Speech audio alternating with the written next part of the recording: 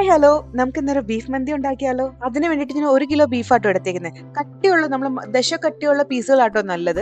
പക്ഷെ നമുക്ക് ഇവിടെ ഇങ്ങനത്തെ പീസുകളാണ് അവൈലബിൾ, അതുകൊണ്ട് ഞാൻ ഇതാണ് എടുത്തേക്കുന്നത്. നമുക്ക് ബീഫ് മാരിനേറ്റ് ചെയ്യാം. അപ്പൊ അതിന് വേണ്ടിയിട്ട് ആദ്യം 3 ഫുൾ സ്പൂൺ മന്തി മസാല ഇട്ട് കൊടുക്കുക. ഈ 2 ഫുൾ സ്പൂൺ ചില്ലി പൗഡർ ഇട്ട് കൊടുക്കുക. 1 സ്പൂൺ പെപ്പർ പൗഡർ ആഡ് ചെയ്ത് കൊടുക്കുക. പിന്നെ ഒരു 1/4 ടീസ്പൂൺ മഞ്ഞൾപ്പൊടി.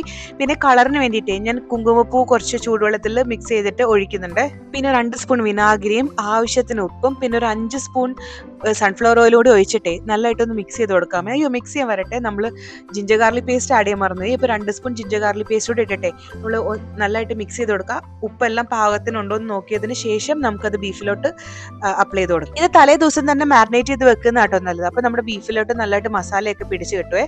അപ്പോൾ നമുക്ക് ഇനി ഇതെടുത്തിട്ട് നമുക്ക് കുക്കറിൽ വേഗം വേണ്ടിയിട്ട് കുക്കറിൽ വെച്ച് അടിച്ചെടുക്കാം. അല്ല എങ്കിൽ സാധാരണ സ്ലോ കുക്കൊക്കെ ചെയ്യുകയാണെങ്കിൽ നല്ല സോഫ്റ്റ് ആവും കേട്ടോ.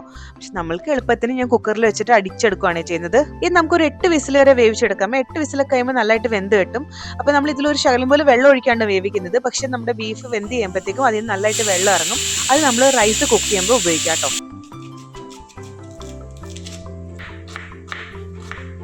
മന്തി റൈസ് റെഡിയാക്കാൻ വേണ്ടിയിട്ടേ ഞാൻ ആവശ്യത്തിന് നെയ്യും സൺഫ്ലവർ ഓയിലും ഒഴിച്ചു കൊടുത്തിട്ടുണ്ട് ആദ്യം. ഇനി ഇതിലോട്ടുണ്ടല്ലോ പട്ട, ഗ്രാമ്പു, ഏലക്ക, ഒരു ചെറിയ പീസ് ജാതിപത്രി, പിന്നെ ഒരു ബേ ലീഫ്, പിന്നെ ഒരു ഡ്രൈ ലെമൺ കൂടി ഇട്ട് കൊടുക്കുക. അതിനുശേഷം ഇതിലോട്ട് നമുക്ക് 1 സ്പൂൺ മല്ലിയും പിന്നെ ഒരു 1/4 സ്പൂൺ ജീരകം കൂടി ഇട്ട് കൊടുക്കാമേ. ഇനി ഇതിലോട്ടുണ്ടല്ലോ 1 സ്പൂൺ ജിഞ്ചർ ഗാർലിക് പേസ്റ്റും 1 സവാള കട്ട് ചെയ്തതും 4-5 പച്ചമുളകും കൂടി ഇട്ട് കൊടുത്തിട്ട് നല്ല സോഫ്റ്റ് ആവുന്നവരെ നമുക്കൊന്ന് വഴറ്റിയെടുക്കാം. അതിനുശേഷം ഞാൻ ഇതിലോട്ട് 1/4 ടീസ്പൂൺ നമ്മുടെ മന്തി മസാല ഇട്ട് കൊടുക്കുന്നുണ്ട്. ഇനി ഇതിലോട്ട് 4 കപ്പ് ബസ്മതി റൈസ് ആട്ടോ ഇട്ട് കൊടുക്കുന്നത്. അതിന്റെ കൂടെ തന്നെ ഞാൻ ഒരു ചിക്കൻ സ്റ്റോക്കിന്റെ ക്യൂബ് ഇട്ട് കൊടുക്കുന്നുണ്ട്. ഇനി ഇതിലോട്ട് വെള്ളം ഒഴിച്ചു കൊടുക്കാം കേട്ടോ. അപ്പൊ നമ്മൾ ബീഫ് വേവിച്ച സമയത്ത് അതിൽ നിന്ന് കുറച്ച് വെള്ളം ഇറങ്ങിയാലോ, അപ്പൊ അതും കൂടി ഈ വെള്ളത്തിന്റെ കണക്കിൽ കൂട്ടണേ. അപ്പൊ 1 കപ്പിന് 2 കപ്പ് എന്ന അനുപാതത്തിലാണ് വെള്ളം ഒഴിച്ചു കൊടുക്കേണ്ടത്. അപ്പൊ 4 കപ്പ് റൈസ് എടുക്കുന്നുണ്ട്. 8 കപ്പ് വെള്ളം ഒഴിക്കണം ശരിക്കും. പക്ഷെ റൈസിന്റെ അളവ് കൂടുന്നതനുസരിച്ച് നമുക്ക് വെള്ളത്തിന്റെ അളവ് കുറച്ച് കുറയ്ക്കണം. അപ്പൊ ഞാൻ 7 കപ്പ് വെള്ളം ഒഴിച്ചു കൊടുക്കുന്നുള്ളൂ. ഇനി ഉണ്ടല്ലോ ഇതിലോട്ട് ആവശ്യത്തിന് ഉപ്പിട്ട് കൊടുക്കുക. അതിന്റെ കൂടെ തന്നെ ഒരു അരമുറി നാരങ്ങയുടെ നീര് ഒഴിച്ചു കൊടുക്കുക. പിന്നെ ഒരു പിടി മല്ലിയിലയും കൂടി ഇട്ട് കൊടുത്തതിന് ശേഷം നമുക്ക് അടച്ചു വെച്ച് വേവിച്ചെടുക്കാം കേട്ടോ. വെള്ളം വറ്റുന്നവരെ നമുക്ക് വേവിച്ചെടുക്കാം. ഇനി ആ വേവിച്ച് വെച്ച ബീഫ് ഉണ്ടല്ലോ അതിലോട്ട് നമ്മൾ ഇന്നലെ മാരിനേഷൻ ഉപയോഗിച്ച മസാല ഉണ്ടല്ലോ അത് 2 സ്പൂൺ മാറ്റി വെച്ചിട്ടുണ്ടായിരുന്നു.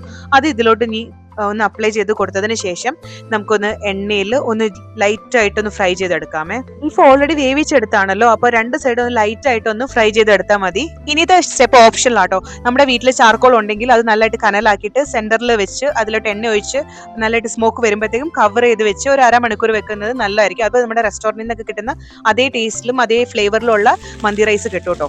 അടുത്ത ഒരു വീഡിയോ ആയിട്ട് വരുന്നവരേക്കും ടാറ്റാ ബൈ.